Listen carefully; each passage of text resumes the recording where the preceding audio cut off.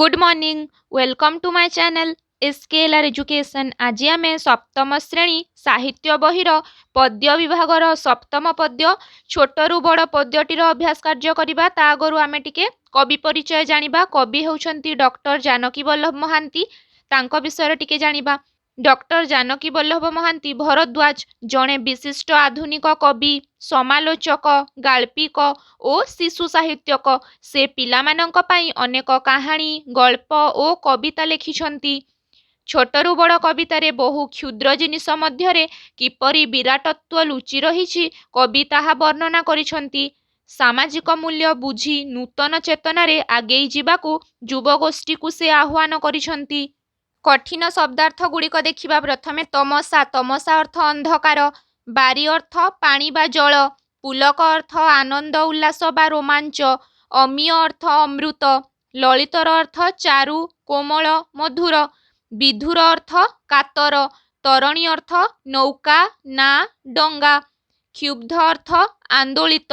वसुंधरा अर्थ पृथ्वी बा धरित्री। निहित अर्थ गुण बा भाव रहिबा। विकास अर्थ फुटी उठिबा। एबे करिबा अभ्यास कार्यर 1 नंबर। उत्तर कुह। क फूल छोट हेले भी समस्तंकर प्रिय हुए काहींकी। उत्तर फूल ताहार आकर्षणीय सुबास वितरण करुथिबारु छोट हेले भी समस्तंकर प्रिय हुए। ख कूओ आंभमानंकर की उपकाररे लागे। उत्तर कूओ आंभमानंकु जल जोगाई विशेष उपकार करे।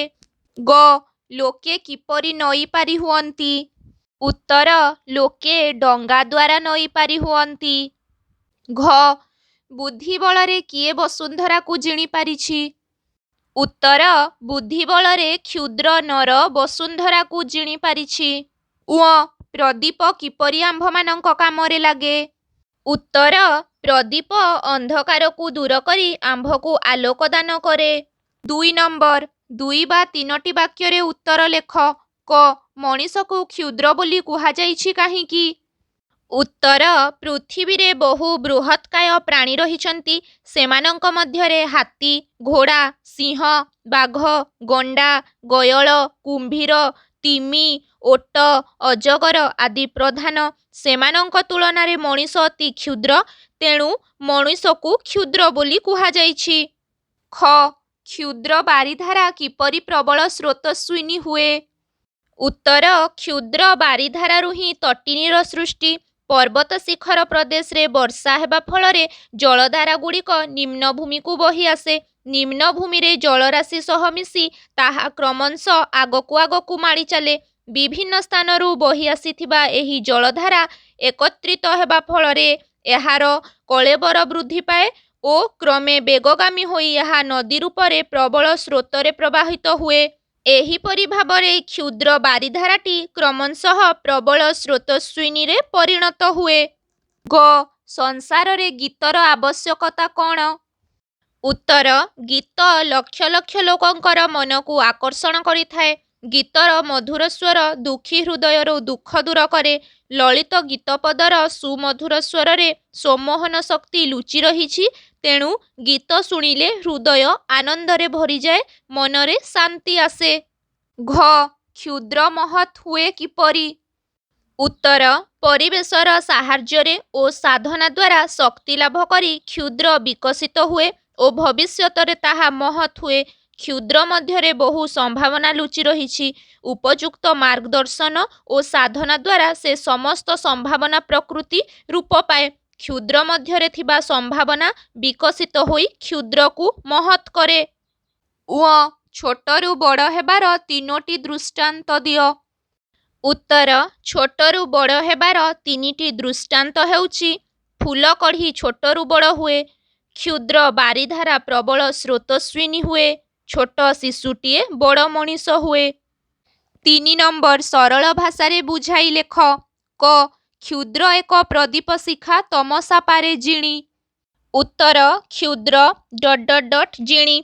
उक्त पद्यांशटी कवि डॉक्टर जानकी वल्लभ महांती रचित छोटरू बड़ कवितारू उद्धृत। एठारे कवि କୋମଳମତି ଛାତ୍ରଛାତ୍ରୀମାନଙ୍କୁ ବଡ଼ କାମ କରିବାକୁ ପ୍ରେରଣା ଦେବାକୁ ଯାଇ କ୍ଷୁଦ୍ର ପ୍ରଦୀପ ଶିଖାର ଆଦର୍ଶ ଅନୁକରଣ କରିବାକୁ ଉପଦେଶ ଦେଇଛନ୍ତି। ପୃଥିବୀରେ ବହୁ କ୍ଷୁଦ୍ର ପଦାର୍ଥ ରହିଛି, ଯାହା ଭିତରେ ଭବିଷ୍ୟତର ବହୁ ସମ୍ଭାବନା ନିହିତ ରହିଛି। ସେମାନଙ୍କ ଦ୍ୱାରା ବହୁ ମହତ୍ କାର୍ଯ୍ୟ ସାଧିତ ହୋଇପାରେ। ସେମାନଙ୍କଠାରେ ସେହି ମହତ୍ କାର୍ଯ୍ୟକୁ ଲକ୍ଷ୍ୟ କରି ନିଜ ଭିତରେ ଥିବା ସୁପ୍ତ ଗୁଣାବଳୀର ବିକାଶ ସାଧନ କରିବାକୁ ବ୍ରତୀ ହେବା ଉଚିତ। ଛୋଟ ଦୀପଶିଖାଟିଏ ଅନ୍ଧକାର ଦୂର କରିପାରେ। ବିରାଟ ଅନ୍ଧକାର ତା ପାଖରେ ପରାଜୟ ସ୍ୱୀକାର କରେ। ଖ. କ୍ଷୁଦ୍ର ନର ବୁଦ୍ଧି ବଳେ ଜିଣିଛି ବସୁନ୍ଧରା। ଉତ୍ତର କ୍ଷୁଦ୍ର ନର ବସୁନ୍ଧରା। ଉକ୍ତ ପଦ୍ୟାଂଶଟି ଛୋଟରୁ ବଡ଼ ଶୀର୍ଷକ କବିତାରୁ ଗୃହୀତ। ଏହି ପ୍ରସଙ୍ଗରେ କବି ଡକ୍ଟର ଜାନକୀ ବଲ୍ଲଭ ମହାନ୍ତି କ୍ଷୁଦ୍ର ମଣିଷ କିଭଳି ତାର ବୁଦ୍ଧି ବଳରେ ବସୁନ୍ଧରାକୁ ଜୟ କରିପାରିଛନ୍ତି ତାହା ବର୍ଣ୍ଣନା କରିଛନ୍ତି। ଈଶ୍ୱରଙ୍କ ସୃଷ୍ଟିରେ ବହୁ କ୍ଷୁଦ୍ରର ଉପସ୍ଥିତି ଅଛି, ଯେଉଁଥିରେ କି ବିରାଟ ସମ୍ଭାବନା ଭରି ରହିଛି। ତହିଁ ମଧ୍ୟରେ ମନୁଷ୍ୟ ଅନ୍ୟତମ।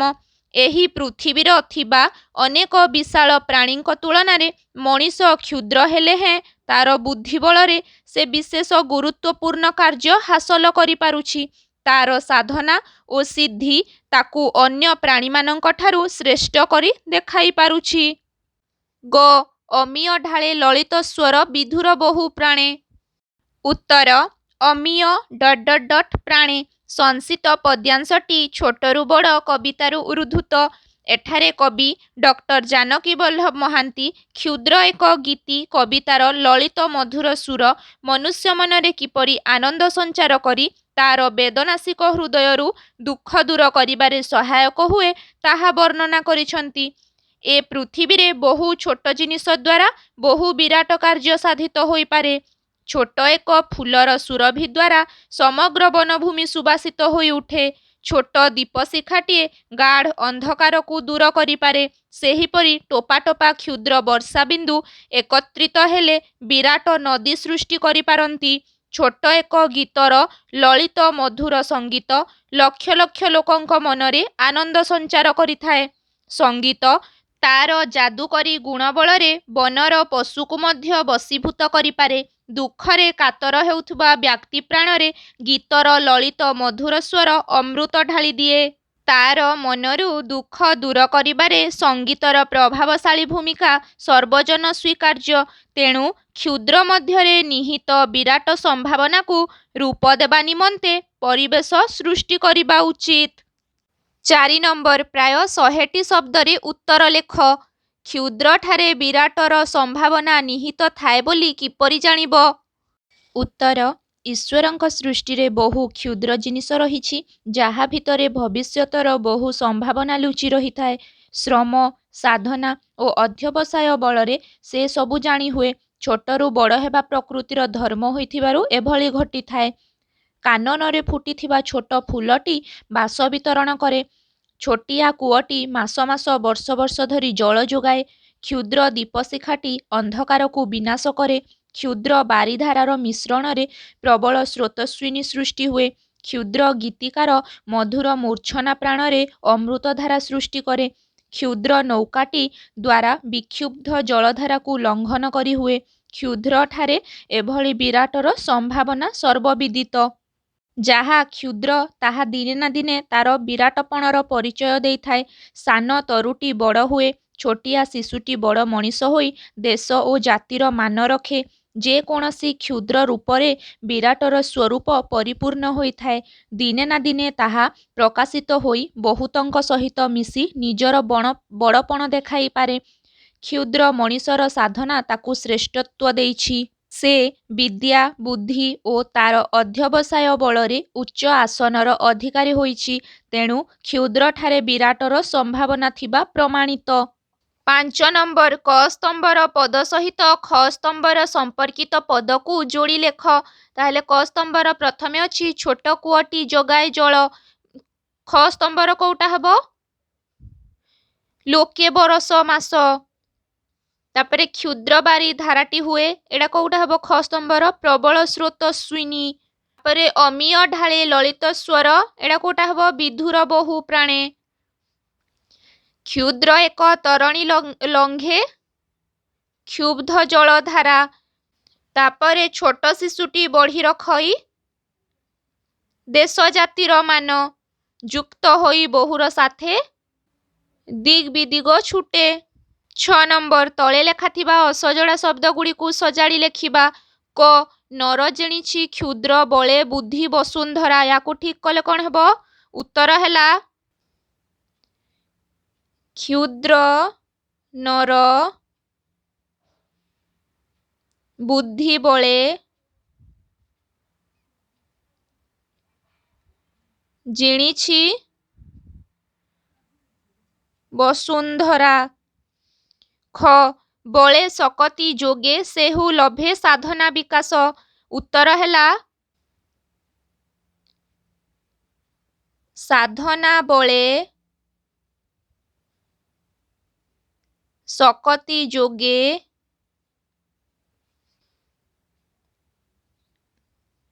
विकास लभे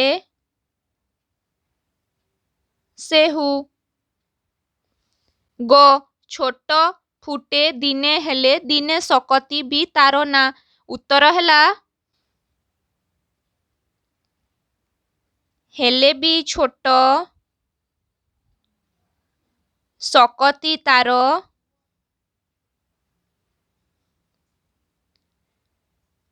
दिने ना दिने फुटे। 7 नंबर बाम पटे थिबा शब्द गुड़िकर अर्थसूचक शब्द कोठरी भितरे अछि ताकू बाछि लेख ओ मूल शब्द को वाक्य रे व्यवहार कर। उत्तर अमीय अर्थ अमृत तमसा अर्थ अंधकार बारी अर्थ जल वसुंधरा अर्थ पृथ्वी विधुर अर्थ कातर छुटे अर्थ व्यापी जाए। एबे वाक्य गठन करिबा। अमीय विवेकानंदंकर अमीय बाणी समस्तंकु मुग्ध कला। तमसा घन तमसा भितरे तांकर भविष्यत अछि। बारी बहुछि वर्षा बारी भेदी कियारी। तापरे वसुंधरा वसुंधरार दुखरे ब्रह्मा दुखित हेले। तापरे विधुर संगीत विधुर प्राणरे पुलक आणे। तापरे छुटे भल लोकर जस सबुआड़े छुटे। 8 नंबर दिया जाइथिबा शब्द गुड़िकर 2टी लेखाएं प्रति शब्द लेख। काननर प्रति शब्द हैला बण अरण्य। तरु तरुर प्रति शब्द हैला वृक्ष पादप। स्रोतस्विनी स्रोतस्विनीर प्रति शब्द हैला तटिनी निर्झरिणी। तरणୀ तरणीर प्रति शब्द हैला नौका ना। नर नरर मनुष्य मानव। वसुंधरा वसुंधरार धरणी पृथ्वी। फूल फूलर पुष्प सुमन। 9 नंबर विपरीतार्थ बोधक शब्द लेख। ताहेले पिला माने मु एपटे लिखि दउछि क्षुद्र क्षुद्रर विपरीत शब्द हैला बृहत। अंधार अंधारर विपरीत शब्द हैला आलुओ। दिबा दिबार विपरीत शब्द हैला निशी। ललित ललितर विपरीत शब्द हैला कोठर। जिणिबा जिणिबार विपरीत शब्द हैला हारिबा। 10 नंबर निम्नलिखित शब्द गुड़ी को नहीं 4 धाड़ीर कविताटीए लेख। शब्द गुड़िक हैला गछ छोट पक्षी झरणा पहाड़ बसा जल बुद्धि। उत्तर छोट गछटी बड़ हुई झरणा जल धारे केते जे पक्षी बसा बांधती मन हरस भरे। वृद्धिर बले पहाड़ कोले मनीष सीना आजी गढ़ी केते सुंदर घर फुटाई शोभा राजी।